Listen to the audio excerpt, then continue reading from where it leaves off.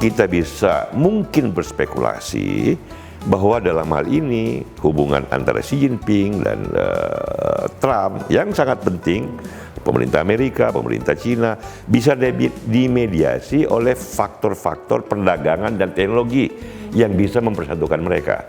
Di mana tokoh seperti Elon Musk punya peran penting, bukan hanya Elon Musk, tetapi tokoh dengan kepentingan seperti inilah barangkali dagang aja deh, kira-kira begitu ya. Gitu, jangan cuan aja, jangan masuk ke wilayah konflik yang tajam. That's the beauty of American democracy. Ini sebenarnya yang menang bukan Elon Musk atau Trump atau Fukuyama atau yang ini kekuatan demokrasi Amerika. Dia hidup menggeliat. Sekali-sekali ada tornado, tapi setelah tornado ini kan pohon yang kuat bertahan dengan baik dengan udara yang lebih baik. Oh, barangkali demokrasi kuat kekuatannya di situ. Sejauh para aktornya, pemainnya dan kelembagaannya matang, ternyata dia bisa orang yang semula skeptis pada Trump jadi terbuka pikirannya. Jangan-jangan seperti kata majalah ekonomis Mel, there is something good that will come out of it. Dan di Cina dia bilang, saya bertemu dengan satu kenyataan bahwa orang Cina itu kagum pada dua orang Amerika. Siapa itu? Satu Taylor Swift, anak-anak mudanya senang. Yang satu lagi Elon Musk.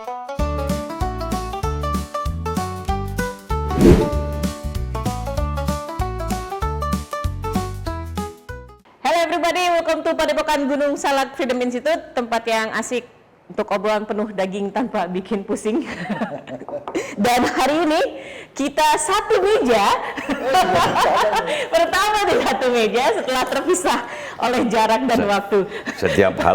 Setiap hal harus ada yang pertama. Jadi ini yang pertama. Paling benar. Dan hari ini kita kayak tamasya ke Amerika lagi. Karena sebentar lagi tanggal 20 Januari itu pelantikannya Donald Trump dan kabinet sudah mulai terbentuk, orang-orangnya udah kelihatan. Dan ada yang menarik juga bahwa ada orang-orang yang dulunya tidak suka pada Trump sekarang mulai menaruh harapan karena adanya si Elon Musk, the richest man in the planet nih saat ini, Uncle Elon Musk nih, King of Heaven. King of Heaven. Nah Bang Jeli, gimana sebenarnya di Amerika nih sekarang politiknya? Ini kalau bahasa kita di thumbnailnya tornado politik. Wah, jadi angin puting beliung lagi berputar dengan ada kilat-kilat.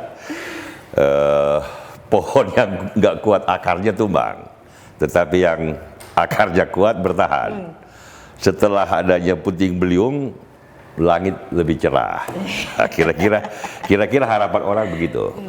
Harapan orang begitu. Terjadinya di pusat kekuasaan dunia, Washington. Itu poin paling penting karena ini kan Amerika Serikat negara paling kuat di dunia, negara paling kaya di dunia, negara dengan teknologi paling terdepan di dunia, dengan orang-orang yang seperti Elon Musk.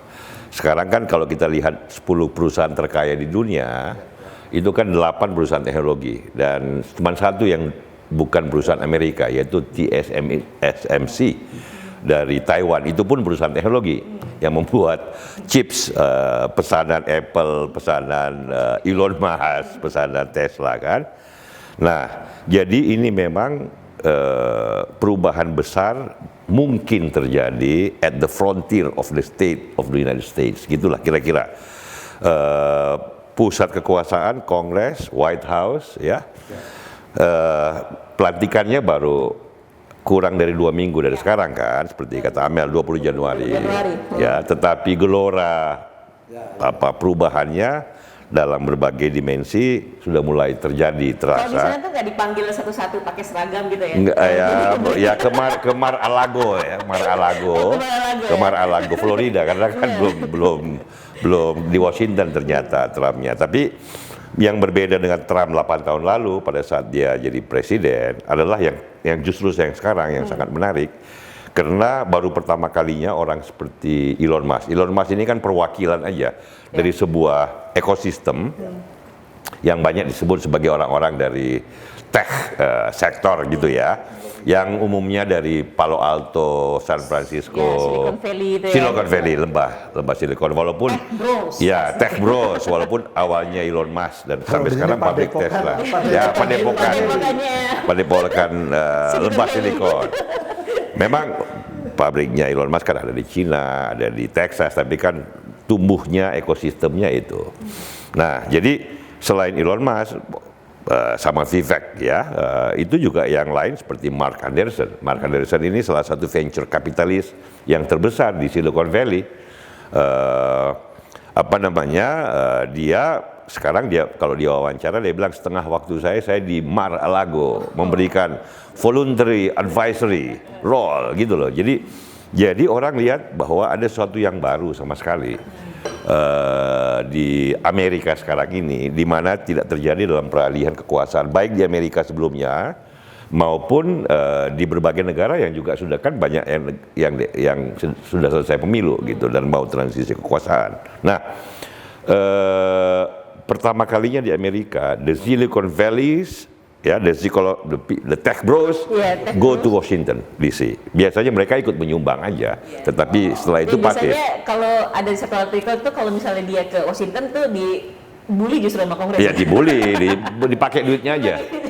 Atau ya buat ini namanya pork and barrel kan, kalau kamu bangun pabrik, bangun itu, ya itu di konstituen saya dong, di dapil saya dong, gitulah kira-kira ya. Tradisi kita tuh kayak ini kali ya, orang Padepokan turun gunung gitu. Nah ini orang Silicon Valley turun gunung ke Washington DC, dilalah masuk ke jantung kekuasaan dan dipimpin oleh orang seperti Elon Musk yang memang diakui bukan hanya orang terkaya, tetapi dalam soal teknologi dia terdepan, menggantikan Steve Jobs itu loh yang pendiri Apple.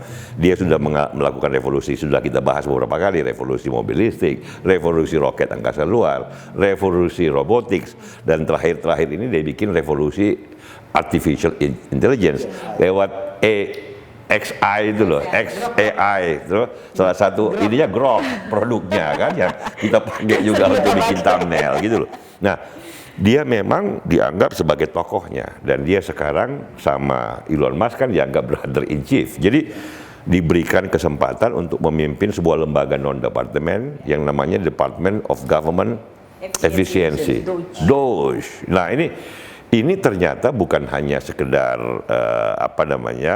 simbolisme Pak Dayat. Ternyata bukan hanya Trump yang oke, lu bikin deh apa yang lu mau bikin, ubah deh pemerintah, efisienkan pemerintah Amerika yang pemerintah terbesar, terkuat, terkaya di dunia ini. Ternyata Elon Musk juga sungguh-sungguh. Ya kan, orang pikir dia cuma sekedar mampir ngumbi, gimmick teknologi yang terbaru, ternyata hatinya ikut.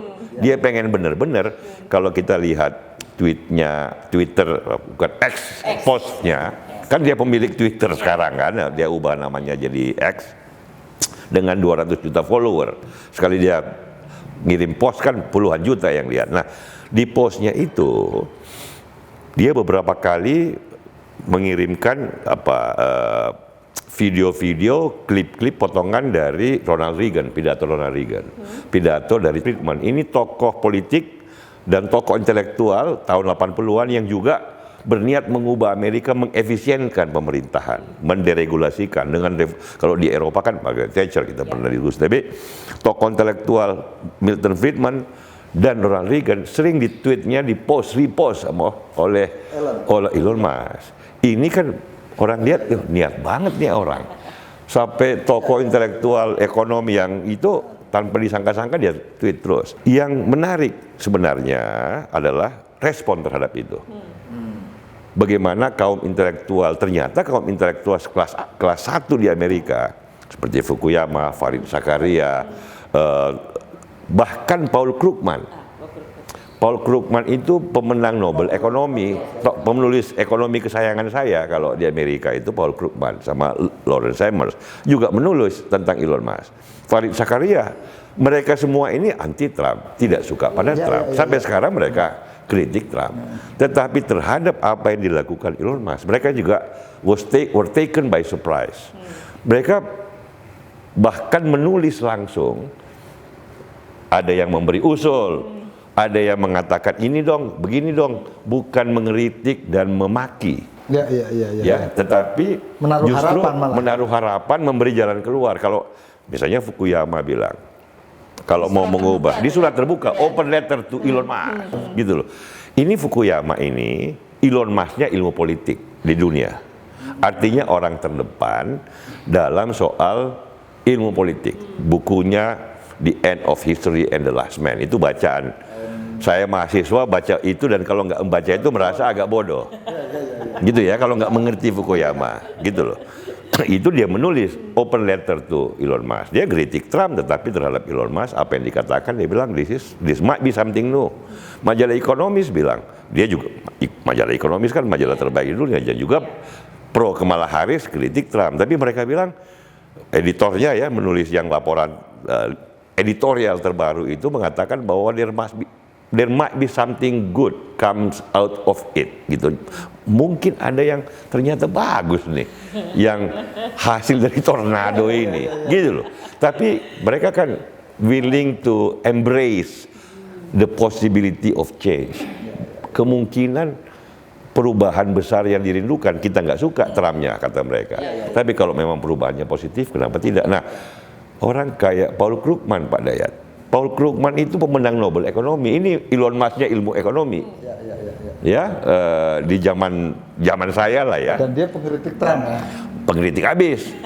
Tetapi dalam satu soal, nanti saya ceritakan bahwa ada perbedaan antara pengikut awal Donald Trump yang anti imigran dengan Elon Musk. Elon Musk bilang ya boleh aja anti imigran kalau secara umum, yang ilegal, yang pendidikan rendah, yang punya latar belakang kriminal, ya kita anti lah imigran gituan.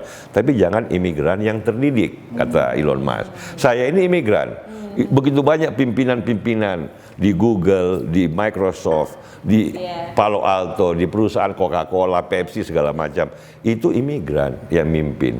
Bahkan yang mendirikan, kalau nggak ada imigran kayak saya, gimana SpaceX sama Tesla. Jadi dia bilang, kalau mereka yang menentang imigran yang terdidik, visanya namanya H-1B visa. Jadi visa tipe tertentu yang diberikan kepada orang yang sarjana, doktor, master gitu loh. Imigran potensial ya. Imigran terdidik. Dia bilang Amerika butuh orang-orang kayak mereka. Jadi bertengkar. Nah, Paul Krugman cewek-cewek dalam pengertian yang bagus ya, cewek-cewek bagus. Dia nulis kolom. Dia belain ide itu bahwa betul ekonomi Amerika ini kalau tidak ada imigran terdidik yang kita serap, perkembangan ekonomi dan teknologi kita potensial melambat. Nah, ini that's the beauty of American democracy. Ini sebenarnya yang menang bukan Elon Musk atau Trump atau Fukuyama atau yang ini kekuatan demokrasi Amerika. Dia hidup menggeliat. Sekali-sekali ada tornado. Tapi setelah tornado ini kan pohon yang kuat bertahan dengan baik dengan udara yang lebih baik. Makanya mesti harus kayak gitu demokrasi itu, jangan jadi fanatik banget satu keluarga bisa pecah gitu kan. Sebenarnya Elon jadi kalangan intelektual yang selama ini nggak cocok dengan Trump, kehadiran Elon itu bisa menjadi semacam oase atau inilah tempat titip aspirasi. Jadi dia menjadi pemicu perubahan yang memang kata Farid Zakaria, kata Fukuyama, kata majalah Ekonomis, kata Paul Krugman, ya memang siapapun setuju bahwa pemerintah kita perlu diefisienkan. Siapapun setuju bahwa, bayangkan ya, untuk sebenarnya kan ada beberapa masalah ya kalau kita bicara soal peran pemerintah. The state role, bukan hanya di ekonomi tetapi di social affairs in general ya. Kalau semua pembiayaan, biaya pemerintah Amerika itu kan kurang lebih anggarannya 7 triliun dolar. Ya, jadi kira-kira 100.000 triliun lah. Itu 100 sudah lebih besar dari GDP keseluruhan. Dengan begitu 7 triliun dolar itu dianggap ini anggaran terbesar pemerintah di dunia lah ya. Nah, tetapi sebagian besar anggaran ini kan untuk pembiayaan layanan kesehatan, pensiunan, pengangguran, itu mestinya nggak terlalu masalah. Masalah tetapi bisa diefisienkan tapi terbatas. Anggaran pertahanan 800 miliar, kemudian jalan segala macam kan nggak mungkin terlalu banyak dipotong. Tapi bukan itu yang terlalu banyak dipermasalahkan Pak Dayat, Mel, kira-kira. Yang dipermasalahkan itu selain masalah fiskalnya, itu banyak banget peraturan. Yang untuk lingkungan hidup, kalau mau bangun jembatan, coba cari ikan terganggu nggak, udara terganggu, ada burung yang kalau kamu mau bikin wind power gitu yang itu apa, adakah jenis burung yang terbang nanti kena Kalau segala macam peraturan-peraturan makan, Berarti lebih ke desentralisasi. deregulasi. Deregulasi, Jadi ya. sekarang ini pemerintahan Amerika kan bertingkat-tingkat. Pemerintah federalnya itu untuk kode peraturan yang diatur itu ada 188.000 lembar halaman. Jadi ingat ini, Pak. Mak, kalau mau bikin jembatan butuh waktu 10 tahun cari izin ini. Kalau kamu bikin tambak udang, kalau kamu ngurus di Garut Selatan tambak udang kita, kamu harus air lautnya terganggu, pasirnya apakah ada penyu di situ, rumputnya jenis apa supaya tidak terganggu varietas rumput tertentu. Nggak, saya malah jadi teringat ini, deregulasi ini jadi teringat disertasi Mas Celi sendiri. Ya, mendobrak. Ya, kira-kira kayak gitu. Makanya kalau saya mengutip Milton Friedman, orang kaget sekarang kok dilala sekarang Elon Musk retweet pidatonya Ronald Reagan dan Milton Friedman. Jadi setiap orang yang pernah belajar tentang peran pemerintah, regulasi, yang bayangkan mau bikin jembatan, jalan, itu Profesor Lawrence Summers dari Harvard, dia kan bolak-balik kampusnya. Masih ada ikan langka yang terganggu. Jadi Amerika tidak bisa lagi membangun cepat karena terlalu banyak. Itu baru federal. Belum lagi negara bagian bisa ngatur juga. California punya 300.000 lembar peraturan yang harus ditaatin. Kalau kita mau, semua orang yang mau beraktivitas, membangun, membuat sesuatu yang baru. Nah, ini yang semua orang sepakat. Penentang Trump sekalipun berkata bahwa kalau itu bisa dideregulasi, di streamline, supaya Amerika ini cepat. Masa di Cina bisa sih bikin jalan tol setahun jadi, Amerika 10 tahun aja izinnya belum keluar, gitu loh. Padahal sektor swastanya yang sudah bagus teknologi kayak Elon Musk, kayak Microsoft, kayak Google, itu kan sudah advance, bergerak cepat. Tetapi banyak sektor lain, dia bilang, aduh gimana kita mau bergerak? Terlalu banyak rantai perizinan, kayak kita juga, birokrasinya nggak korup. Peraturannya yang terlalu banyak. Nah, itulah yang orang bilang, nah ini Elon Musk mudah-mudahan, belum tentu loh ya. Di dalam koalisi Trump ini yang mendukung dia ini kan ada garis lama. Ya, MAGA itu loh, Make America Great Again. Pokoknya anti migrasi, anti elit, anti pemerintah, itu satu. Ada kaum konservatif yang tradisional, ya kayak Menteri Keuangannya yang dia pilih, penasihat ekonomi seniornya ini semuanya yang konservatif. Siapapun ya. presidennya kira-kira Republikan banget pokoknya. Republikan. Nah, yang terbaru adalah koalisi tech bro ini, ya kan, yang Silicon Valley, Palo Alto, Stanford University ini. Mudah-mudahan harapan banyak orang, mereka bisa membuat tornado yang terkendali, mengubah pemerintah Amerika dari dalam secara positif dan konstruktif. Kalau ini terjadi, that's the strength of American democracy. Pemilu kemarin berhasil, betapapun pendukung Kamala Harris berkata only in darkness we can see the brilliance of the stars, gitu loh. Sambil itu starnya jangan. ya, betul. Tapi di sini manfaatnya pemilu demokrasi yang dimana negaranya mampu, mateng dan dewasa. Kaum intelektualnya berpikir positif. Gue nggak suka loh, tapi ternyata ide lo bagus. Gue dukung lo. Itu yang membuat Amerika. Jadi kalau ada orang bilang American democracy is in decline, kalau Donald Trump dan Elon Musk bisa, dan kawan-kawannya, Elon Musk ini kan cuma simbol aja. Tetapi kalau cara berpikir, apa yang diinginkan, ini kita lihat juga implikasinya nanti soal militernya ya. Tapi kalau apa yang dilakukan berhasil, maka sebenarnya demokrasi Amerika oke. Ya boleh aja kita bilang, aduh saya nggak suka Donald Trump ngawur, mulutnya bocor, bisa aja. Ya kan, tapi sekarang kayaknya Elon juga bocor kalau di tweet-tweetnya tuh. Ya, memang dia impulsif. Ya, itu kan impulsif. Freedom speech absolutis itu ya. Free speech absolutis. Saya kan udah bilang dia jenius teknologi kan. Jenius pada ilmu pasti, jenius pada dunia rekayasa, keinsinyuran. Tapi dalam soal interaksi sosial, ya selain ada tragedi dalam hidupnya, dia kecil, bapaknya agak kaku, keras dan pintar, tapi orangnya kejam. Ya nantilah kita ceritakan Elon Musk sebagai manusia ya dan sebagai teknolog. Tetapi memang kemampuan dia dalam berinteraksi manusia dengan manusia memang ya barangkali kalau kata ini biografi terbaik dari dari Walter Isaacson yang tentang Elon Musk. Dia ini yang menulis, Walter Isaacson ini menulis tentang Steve Jobs, ya biografinya, menulis tentang Leonardo da Vinci, menulis tentang Benjamin Franklin. Jadi salah satu penulis modern Amerika yang menulis tentang biografi terbaik ya Walter. Dulu pemimpin redaksinya Time Magazine sama CNN.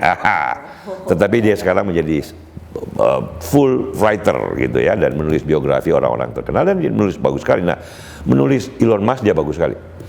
Dia temani Elon Musk 2 tahun. Dia mengikuti dialog untuk menulis buku ini dan banyak sekali yang dia jelaskan, tapi ada satu yang jelaskan juga bahwa di dalam Elon ini karena pengalaman masa kecilnya yang nggak begitu bagus dengan ayahnya, itu ada the demon side. Kadang-kadang demonnya muncul. Demon itu bukan setan, bukan. Tapi kecenderungan negatif yang bisa tiba-tiba muncul dan dia tidak pedulian, nggak peduli sama sekitarnya dan dia pun kadang-kadang kehilangan keseimbangan dirinya. Tetapi itu muncul sekali-sekali. Bukan dalam persoalan keinsinyuran, tapi persoalan dia dan manusia sekitarnya. Nah kadang-kadang kalau saya lihat Twitternya sekarang, kadang-kadang kebanyakan demon side-nya agak muncul, terutama kalau dia bicara soal Eropa, kaum kanan, kaum itu. Tapi jangan lupa bahwa orang seperti dia adalah dasarnya ya tadi, dia liberal dalam pengertian klasik, seorang teknolog, seorang inventor, inovator, seorang pemimpin perusahaan yang luar biasa. Dan diakui di mana-mana dengan bukti yang jelas, revolusi. Satu revolusi aja susah kan? Ini revolusi mobil listrik. Bayangin satu negara Amerika itu industri mobilnya bangkit kembali gara-gara dia. Mobil listrik. Roket angkasa luar gara-gara dia. Robotics dan AI sekarang, ChatGPT itu yang kita pakai. Itu kan dia salah satu foundernya sama Sam Altman. Begitu banyak revolusi pada satu orang yang dilakukan satu orang pada semua orang tahu dia genius dan memang capable dalam bidangnya. Cuma dalam bidang yang lain barangkali dia agak lemah. Tetapi dalam peran soal politik ini semua orang berharap semoga dia berhasil. Oke, Bang. Kan anggaran militernya Amerika itu kan 20% dari APBN-nya. Itu sekitar 800 miliar dolar. Banyak tuh. Nah, banyak tuh. Gimana tuh Elon Musk? Ini kan anggaran militer terbesar di dunia. Digabung jadi satu, Cina, Rusia, Jerman, Prancis yang belum sebesar 18 miliar dolar. Kira-kira apa yang akan dilakukan Elon untuk efisiensi dengan 800 miliar dolar? Maksudnya arsenalnya? Ininya apa praktisnya itu nanti akan seperti apa? Efisiensi yang akan dia lakukan? Ya, kan yang sudah muncul dalam perdebatan, ya, dia kasih contoh F-35, pesawat jet tempur itu loh, F-35 itu kan harganya 1,5 sampai 2 triliun, itu baru harga keluar pabrik, belum lagi perawatan, operasional segala macam. Itu satu biji. Triliun rupiah. Kan kalau didolarkan kan 100 sekian juta dolar kan. Nah, itu satu. Kan biasanya kan punya ratusan gitu loh. Nah, belum lagi perawatan. Dia bilang ini selain pesawat ini kemahalan untuk spek kayak gini kan dia kan ngerti dia udah bisa bikin roket yang lebih canggih dari F-35 kan. Kemahalan untuk harga spek seperti ini dan ya lagi yang paling penting ke depan ini perangnya nggak lagi pakai pesawat kayak gini, pakai drone, baik drone yang gede maupun lebih utamanya bisa drone kecil kayak di Cina sekarang sudah punya pasukan drone dengan ribuan puluhan ribu drone kecil-kecil itu loh yang bisa dibentuk di udara kayak naga kayak apa. Ini bayangin perang di masa depan kan AI, drone ini masing-masing AI bisa nyari sendiri sasarannya, bisa mundur maju. Agak ngeri juga. Nah, bukan, tapi kan poin Elon adalah bahwa ini momentum untuk melakukan perubahan. Bukan hanya teknologinya akan lebih canggih, ya, lebih akan digunakan untuk militer ke depan, tapi juga harganya jauh lebih murah. Nah, efisiensi kan di situ.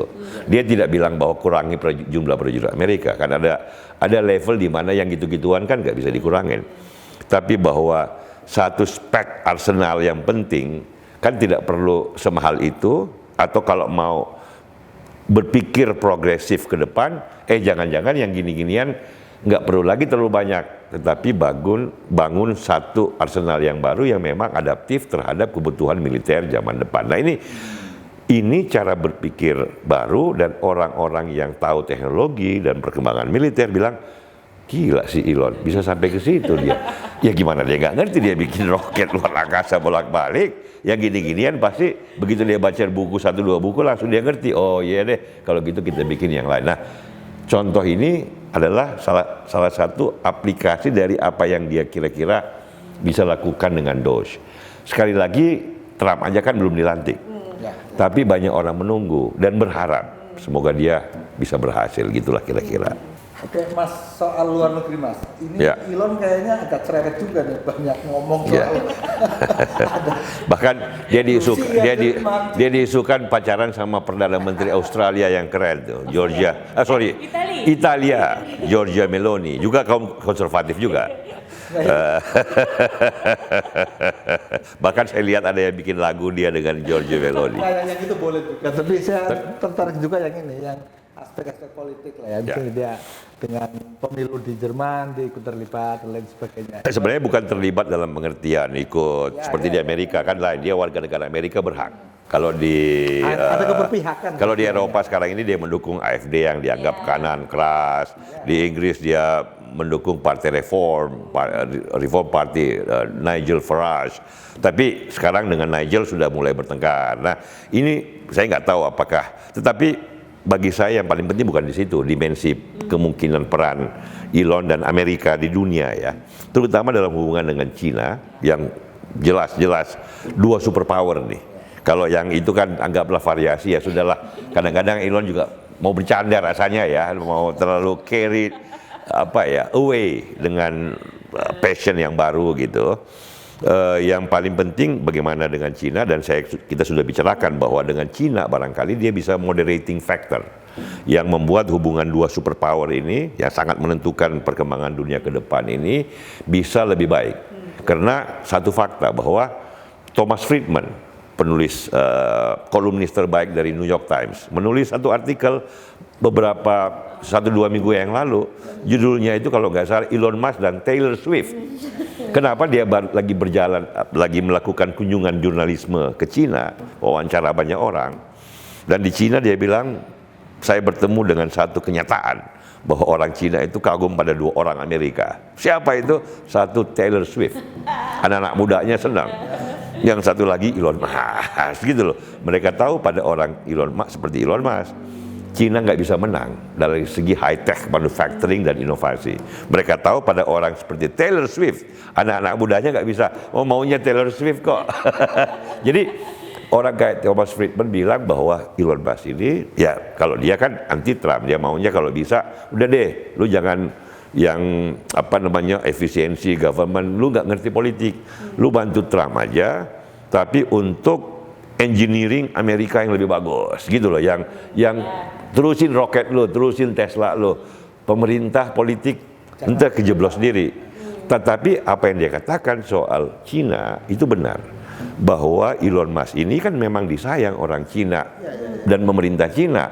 Semua tahu kan pabrik Tesla sangat besar, mempekerjakan banyak orang Cina dan menjadi pendorong majunya mobil listrik di Cina kan. BYD malah sudah hampir menyaingi Tesla sekarang. Tapi itu kan karena adanya revolusi mobil listrik yang dilakukan oleh Elon Musk.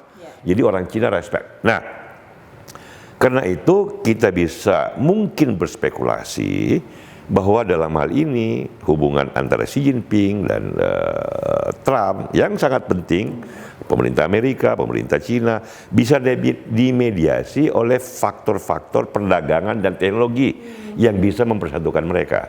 Di mana tokoh seperti Elon Musk punya peran penting, bukan hanya Elon Musk, tetapi tokoh dengan kepentingan seperti inilah barangkali dagang aja deh, kira-kira begitu ya. Gitu, jangan cuan aja, jangan masuk ke wilayah konflik yang tajam. Boleh kompetisi, tetapi kompetisi di dalam satu sistem yang sama gitu, yang fair, diterima bareng-bareng. Toh Elon sudah membuktikan, gue bisa punya pabrik kok gede di Shanghai. Apple juga begitu, ya kan? Perusahaan-perusahaan teknologi itu kan sebagian orang kayak Mark Anderson punya jasa besar dalam pengembangan startup di Cina. Iya kan, ini venture capitalist dari Palo Alto. Nah, kalau orang-orang seperti ini bisa memberikan perspektif dalam hubungan kedua negara yang strategis, itu bagus sekali. Nah, juga dengan Rusia, karena kan masih ada perang Ukraina, dan ini lebih penting buat nasib Eropa ini Pak Dayat, ketimbang ledek-ledekan gaya-gaya Jerman sama Inggris sama Italia itu loh. Sama Kanada ya terakhir. Sama Kanada terakhir. Karena perang Ukraina itu di jantungnya Eropa. Jadi kalau bisa diselesaikan dengan baik dan kedua pihak Ukraina, Zelensky dalam hal ini dan Putin bisa menerima kompromi, maka Eropa itu tidak ada perang. Ini trauma besar dua perang dunia abad ke-20 nih Pak Dayat, yang membuat hubungan dunia sekarang seperti ini kan akibat dua perang besar abad 20. Abad 21 awal ini adalah konsekuensi panjang dari terjadinya dua perang besar di abad ke-20 itu. Nah, kita orang Eropa itu trauma dengan itu. Nah, karena itulah mudah-mudahan peran-peran yang bagus dari kaum teknolog, the tech bros itu bisa positif juga dalam geopolitik. Rupanya Amerika ini meskipun presidennya itu banyak ditakuti dalam tanda kutip ya, agak killer-killer, agak menakutkan, tapi dia punya dua anak yang menjadi kesukaan banyak orang. Satu anak ganteng si Mas itu, Elon, yang kedua itu Taylor Swift. Jadi punya satu anak cantik. Tapi Taylor Swift ke Kamala kemarin tuh. Jangan lupa loh, ini perwakilan dua peradaban yang satu teknologi, ilmu pengetahuan, satu itu kebudayaan populer, gaya hidup. Jadi Dan orang tuanya menakutkan, tapi punya satu gadis dan satu anak yang ganteng yang semua negara kepengen. Nah, itu kan disitulah yang kita bilang bahwa demokrasi Amerika memunculkan yang seperti ini, dan itu sebenarnya bodoh banget Trump kalau nggak sadar bahwa itu soft power. Ini kan kekayaan berkah banget ini ada arsenal, ada kapal induk, tapi ada juga yang disebut dengan soft power.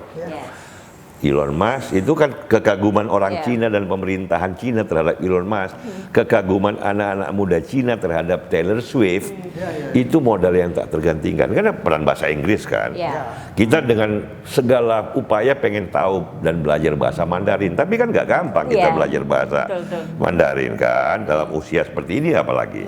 Tapi bahasa Inggris kan sudah universal, lingua franca dunia. Jadi kalau yang faktor kayak gini ini kan melembutkan perbedaan. Karena ini kan bahasa lagu Taylor Swift. Apa sih lagu Jamet yang terkenal? Shake it off, shake it off. Shake it off. Shake itu kan ungkapan universal anak muda yang pengen lepas bebas dari rantai, dalam hal ini rantai cinta yang menjerat gitu loh.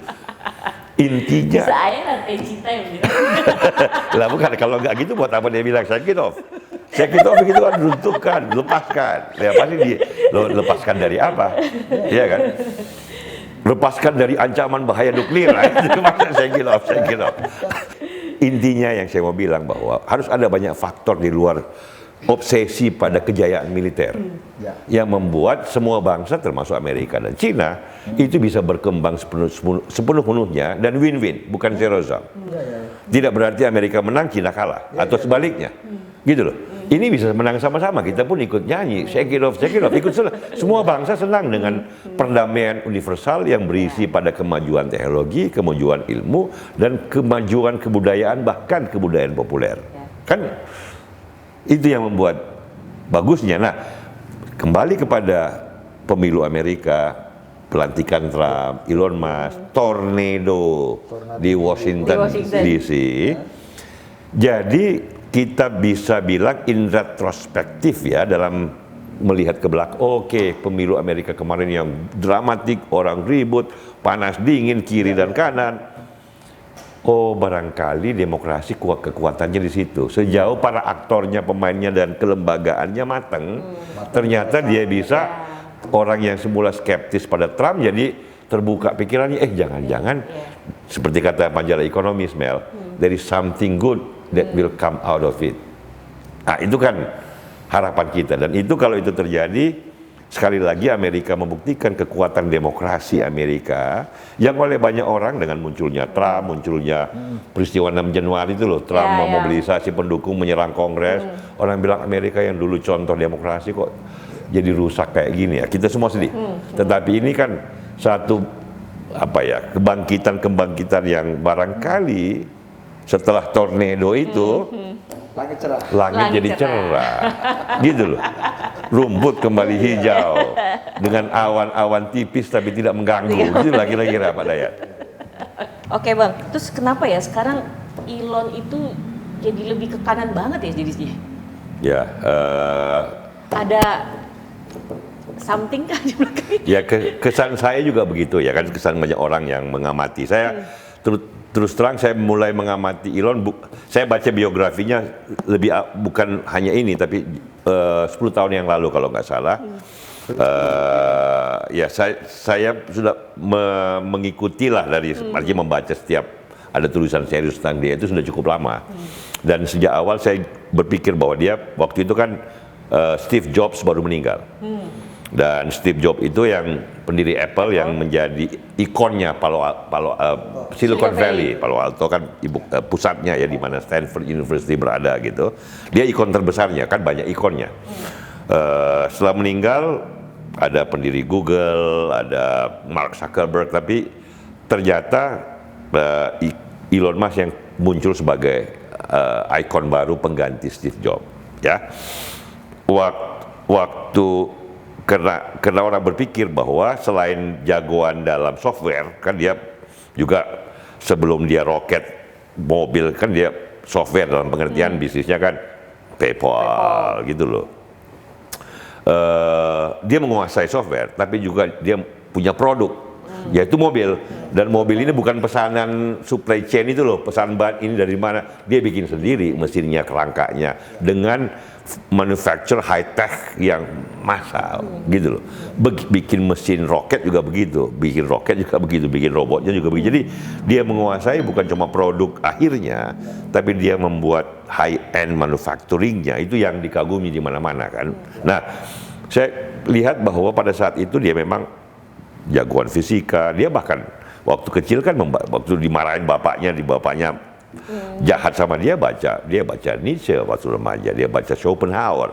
Jadi dia mencari bukan hanya imajinasi, dia baca Hitchhiker Guide to the Galaxy yang membuat dia mimpi ke Mars, tapi dia juga baca filsafat pada usia remaja. Jadi orang ini memang brilian. Nah, memang dia selain kelemahan pribadi yang saya tadi sudah bilang bahwa kadang-kadang dalam relasi sosial, tapi intinya secara ideologis dia libertarian. Free speech absolutis itu kan salah satu ekspresinya, Mel. Nah, tetapi memang akhir-akhir ini setahun terakhir lah barangkali libertariannya itu mengambil sedikit bentuk lain. Walaupun awalnya kan dia bilang secara politik dia mendukung Hillary Clinton, dia vote for Obama kok.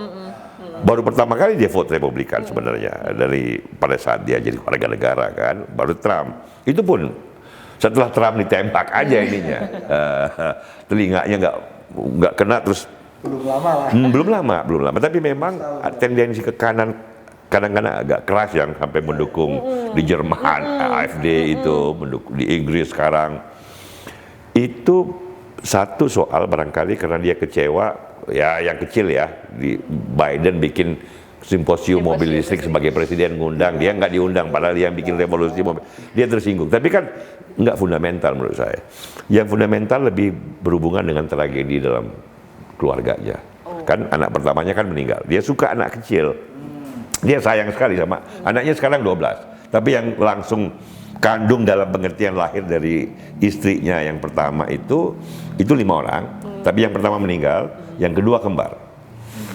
Kemudian anak yang lain itu spermanya dia titip sama temennya, sahabatnya, pegawainya yang memang mau ya. Jadi 12, dia suka dengan anak-anaknya, dia mencintai. Nah, anaknya yang pertama meninggal dan dia sangat sedih, umur 10 minggu, dan dia kemudian bayi tabung kan supaya jangan sampai jadi pengen kembar atau triplet. Yang pertama kembar, yang kedua kembar tiga. Nah, yang kembar 2 pertama itu salah satunya namanya Xavier ini kemudian ya ternyata tumbuh remaja berubah menjadi trans dari laki-laki ke wanita. Nah, ini kalau saya baca di bukunya ini dan penjelasan Walter Isaacson, ya, Jadi pukulan berarti ya. ya namanya bapak kan pasti, tetapi dia berusaha memahami, menerima, mengajak dialog, embrace the son or daughter, tetapi bukan anaknya ini si namanya kemudian menjadi Vivian Wilson, dia pakai nama Jenna ibunya, Wilson, ya. dan dia menolak Elon Musk bapaknya karena alasan lebih ideologis. Dia berkembang menjadi aktivis yang tidak suka orang kaya. Ini tipikal kiri yang keras, kiri keras, kiri totok.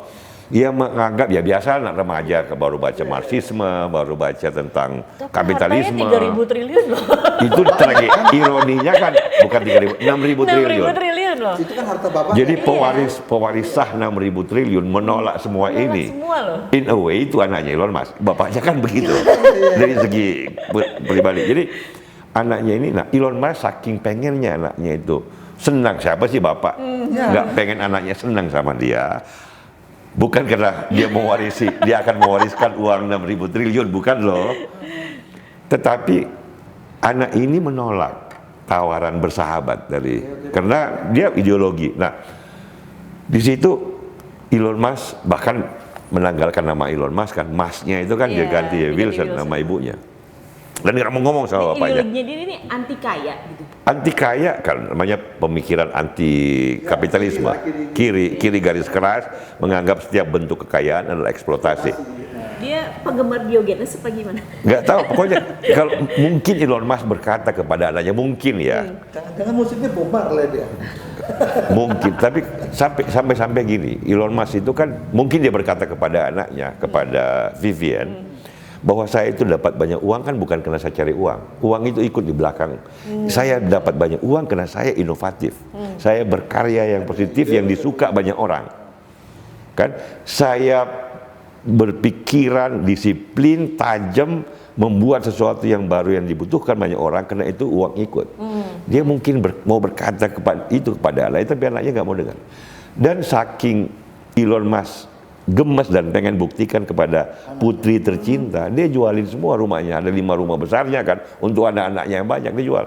Dia tinggal di trailer, dia tinggal tanpa rumah, dia sewa kalau perlu, untuk mengatakan kepada anaknya, bapakmu ini nggak peduli juga sama uang, sama juga sama kamu, cuma karena apa yang saya ciptakan disuka banyak orang, konsekuensinya saya banyak uang. Jadi sudah begitu anaknya tetap nggak mau juga. Nah ini barangkali yang dia bilang, kenapa sih anakku sampai terpengaruh begitu jauhnya, apa yang merusak, quote and quote, apa yang merusak saya. Nah dia ketemu sama, oh ini mungkin ya ini tidak dikatakan oleh Walter Isaacson, tapi saya duga itu juga yang dia mau katakan. Cuma kan gak enak kalau ngomong gini TV Amerika, terlalu sensitif. Mungkin Elon Musk berkata, ini loh paham woke kiri ini, diversity, equality, inclusiveness lah, inilah itulah yang salah kaprah memandang jenis kelamin, manusia, pria dan wanita, laki-laki dan perempuan, kekayaan. Ini anakku kena racun berpikir, aku lawan racun itu, gitu loh. Itu yang menyebabkan dia tampak kanan banget. Bener apa nggak bener soal lain. Iya. Saya duga motivasi dia menjadi ke kanan garis keras dalam pengertian pengen melawan sesuatu yang dia sebut sebagai virus berpikir manusia modern yang terlalu woke, terlalu deisme, terlalu kiri yang tidak memahami apa yang sesungguhnya benar dan baik bagi manusia modern itu. Dia pengen lawan karena sesuatu yang personal. Anak saya hilang dari saya gara-gara cara berpikir yang keliru itu. Jadi saya baru mikir-mikir, apa tuh ya motivasinya, kok kurang apa hidupnya itu, kurang sibuk apa sih menciptakan roket, ciptakan robot, ciptakan mobil listrik, ciptakan Coba Nurali ada juga. Neuralink. Kurang sibuk apa, kurang passionate apa, kok masih yang gini-ginian. Oh, pada orang seperti Elon Musk kita nggak bisa melihatnya secara sederhana. Oh, barangkali ada sebab-sebab yang lebih dalam, Mel. Dan mungkin nyentuh Anak pertamanya kan meninggal, dan kalau kita baca biografi pertama yang bukan ini, itu dia benar-benar terpukul. Makanya dia bilang, saya mau punya anak kembar, saya mau punya anak triplet. Ini orang eksentrik, jenius, kreatif. Kena tragedi, anak laki-lakinya jadi perempuan, dan bukan cuma itu, dia mau embrace. Dia, ya kalau sedih siapa bapak gak sedih. Tapi dia memahami kenyataan. Kalau begitu kenyataannya dan alamiahnya begitu, ya sudah. Tetapi anaknya bilang, no, kamu orang kaya. Mengeksploitasi orang miskin. Mampus gak mampu. Gak mau lagi, nama Malarangun dihapus misalnya sama si Guntur, sama si Cuy, gimana saya gak sedih? Iya benar. Ya, nah, barangkali Pak Dayat, ya itu. Ya, mudah-mudahan he will, ya namanya kan hidup nggak pernah berhenti. Mudah-mudahan dia bisa kembali ke Sirotol Mustaqim, ke jalan yang lurus dan benar. Sebentar dulu, itu sudah versi Mas Eli atau versi Elon kan? Ya, bukan. Pada dasarnya dia seorang liberal klasik. Nah itu dia. Ya, yang pasti makanya kan sudah bertengkar dengan pendukung MAGA, sudah bertengkar dengan pendukung Trump asli. Yang anti imigran, anti pemerintahan, anti kaum elit, anti teknokratisme. Dia udah bertengkar dengan mereka. Dia tidak at home di situ. Dia tidak at home di situ. Ini karena ada ini aja nih. Yang tadi saya bilang mungkin tragedi. Ya, kita kan akan mengikuti Elon Musk dalam perjalanan hidupnya pemerintahan Amerika, karena ini penting.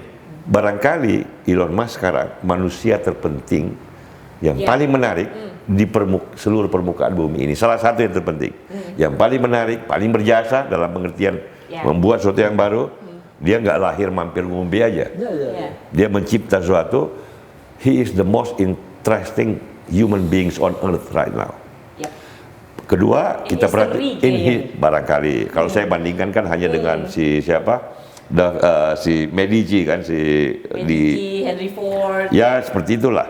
Tetapi intinya dia di negara juga yang superpower. Kita perhatikan perkembangan Amerika, kita perhatikan perkembangan Cina, kita perhatikan perkembangan Rusia dan Eropa. Tentu saja kita harus memperhatikan perkembangan Indonesia. Nah, dengan begini Padepokan Gunung Salak jadi asik juga, ya kan, bertamasya kemana-mana gitu, men. Bener-bener emang nggak ada habisnya nih untuk kita ngebahas Uncle Elon. Ini juga bahkan sekali lagi ini berita rumor nih Bang, di dunia sepak bola nih katanya Elon Musk mau beli klub sepak bola itu Liverpool.